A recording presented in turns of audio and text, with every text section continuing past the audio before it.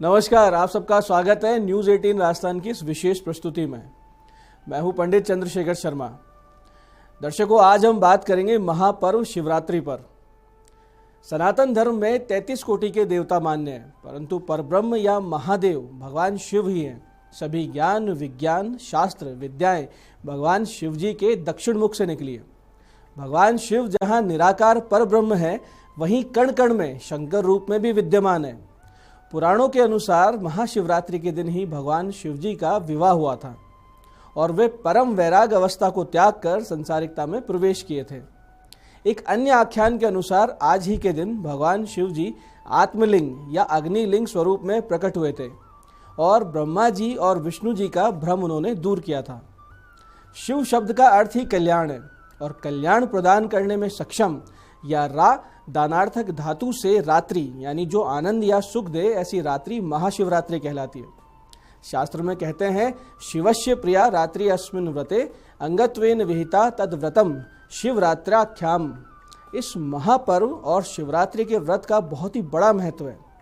मान्यता है कि जो इस दिन भगवान शिव जी का ध्यान, जप, तप और व्रत नहीं करता है, वो व्यक्ति हजारों वर्ष मोह माया में फंसा हुआ इस चक्र में घूमता रहता है।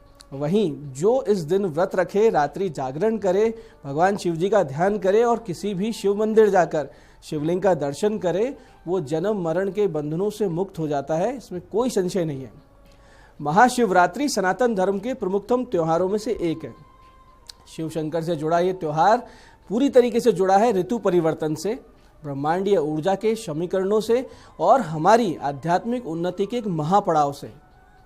एक आख्यान के अनुसार इसी दिन सृष्टि का आरंभ भगवान शिव जी के अनंत विशाल स्वरूप अग्निलिंग से हुआ था।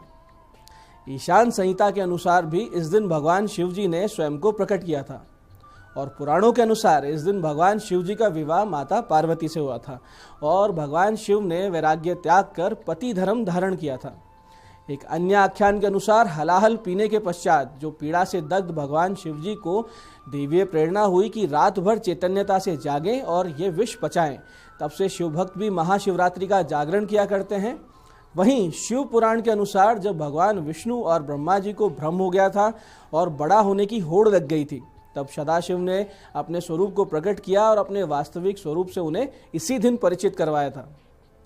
शिव शब्द ही कल्याण का प्रतीक है और शिव संयुक्त शक्ति की ये रात्रि कल्याणकारी, आह्लादकारी और आनंदकारी है।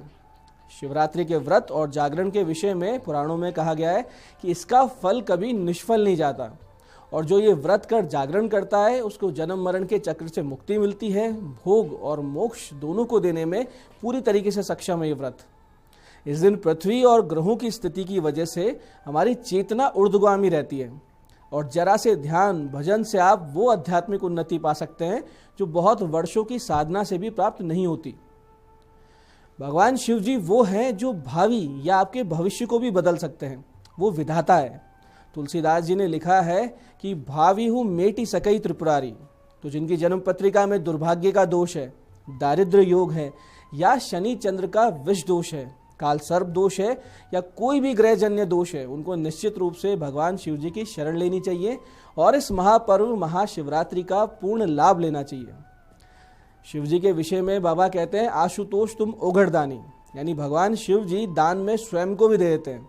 ऐसे शीघ्र प्रसन्न होने वाले भोलेनाथ को एक ही दिन में भक्तिभाव से मना लेने का ये दिन है महाशिवरात्रि।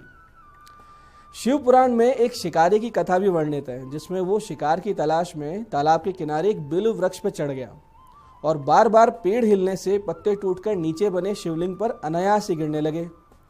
उस दिन महाशिवरात्रि थी और प्रथम पहर में पत्ते गिरने से भगवान शिव जी की प्रथम पहर की पूजा हुई और शिकारी के हृदय में धीरे धीरे दया करुणा जागती रही और वो अपने शिकार के प्राण दान करता रहा। रात भर में 4 प्रहर की पूजा कर वे पूर्णतः करुणा संपन्न और शिवलोक का अधिकारी हुआ। दर्शकों, ये दिन है भगवान शिव जी के गुणों को आत्मसात करने का। तो अब बात करते हैं भगवान शिव जी के विषय में कि क्यों शिव जी है सबसे निराले, देवों के देव, महादेव। दर्शकों, शिव सर्वव्यापक है, सर्वशक्तिमान है, परम तत्व है। यही निराकार और साकार ब्रह्म है। शिव उस प्रलय के आधार है जिससे नई सृष्टि का जन्म होता है, जिस प्रलय के भीतर अंतिम सत्य निहित है। शिव ही योगेश्वर है और शिव ही योगीश्वर है और शिव ही सबके गुरु है। शास्त्र कहता है गुरुवे सर्वलोकानाम। भगवान शिव जी के डमरू से ही 14 माहेश्वर सूत्रों की रचना हुई, जिससे सारी भाषा विज्ञान का जन्म हुआ। साकार दृष्टि से भी आप देखें तो आप ये समझेंगे कि विषमता, विपरीत तत्वों को समाहित करने की जो क्षमता भगवान शिव जी में है वो किसी में भी नहीं है। उनके घर में, उनके निवास में सर्प भी है, मोर भी है, चूहा भी है। ये जन्मजात शत्रु हुआ करते हैं और सिंह और नंदी जैसे प्राकृतिक भोगी और भोजन साम्यता से रह रहे हैं। ये विपरीत तत्वों को एकात्मता से बांध ले वही परब्रह्म होता है। दर्शकों, साधना दृष्टि से भगवान शिव जी को प्रसन्न करने का सर्वोत्तम साधन है पंचाक्षरी का जाप, जो 5 अक्षर का मंत्र है नमः शिवाय। वास्तव में वर्णों से निर्मित ये परम तत्व शिव का मंत्रात्मक चिन्मय देही है, यानी उनका साक्षात शरीर है। तो जो इस पंचाक्षरी का जाप करता साक्षात शिव तत्व को अपने भीतर समाहित करता है। हमारे पंचांग के अनुसार महाशिवरात्रि का त्यौहार शनिवार 18 फरवरी को रात 8:03 पे प्रारंभ होगा और इसका समापन रविवार 19 फरवरी को शाम 4:19 पे हो रहा है। क्योंकि महाशिवरात्रि की पूजा निशीत काल में की जाती है, इसलिए त्यौहार 18 फरवरी को ही मनाया जाएगा। इस वर्ष महाशिवरात्रि का पर्व बहुत ही विशेष रहने वाला है। इस बार महाशिवरात्रि पर त्रिग्रही योग का निर्माण हो रहा है, क्योंकि 17 जनवरी 2023 को न्यायदेव शनि कुंभ राशि में विराजमान हुए थे और 13 फरवरी को ग्रहों के राजा सूर्य भी इस राशि में प्रवेश कर रहे हैं और 18 फरवरी को शनि और सूर्य के अलावा चंद्रमा भी कुंभ राशि में रहेंगे। इसलिए कुंभ राशि में शनि, सूर्य और चंद्रमा मिलकर एक त्रिग्रही योग का निर्माण कर रहे हैं। इस त्रिग्रही योग में आप बहुत ही विशिष्ट पूजन संपन्न कीजिए और भगवान का आशीर्वाद लीजिए।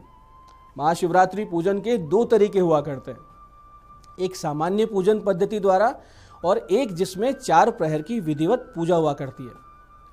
सामान्य गृहस्थ जिन्हें बहुत विधि विधान के बिना पूजा संपन्न करनी है वो कुछ इस प्रकार से करें कि सबसे पहले सुबह जल्दी उठें, प्रातः ब्रह्म मुहूर्त में या सूर्योदय से पहले उठें, स्नान कर भगवान शिव जी के मंदिर जाएं। साथ में एक पूजा की बड़ी थाली में बेलपत्र, धतूरा, सफ़ेद फूल, पीला चंदन, धूप, दीप, पंचामृत लेके जाएं। इसके साथ ही गाजर, बेल, फल, आग के फूलों की माला, तीर्थ जल या फिर गंगा जल लेके जाएं। अधिक उपचारों का प्रयोग करने के इच्छुक जो भक्त हैं वो भांग, आम की मंजरी, गन्ने का रस, 5 प्रकार के फल, 5 प्रकार की मिठाई, शिव पार्वती के वस्त्र और दक्षिणा भी रख सकते हैं।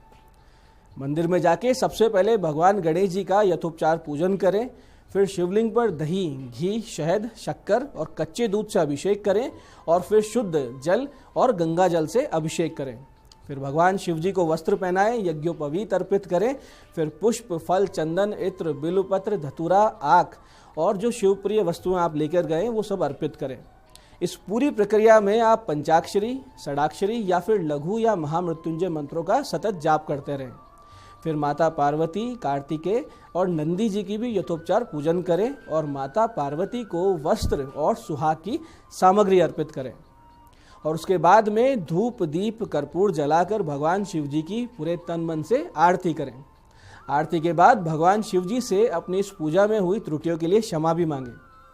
इसके साथ साथ यदि आप अपने घर या मंदिर में शिव तांडव स्तोत्र के 27 पाठ आज कर लेते हैं तो आपको आर्थिक रूप से बहुत लाभ होगा। आने वाले समय में आपको एक आर्थिक स्थिति मजबूत होती दिखेगी।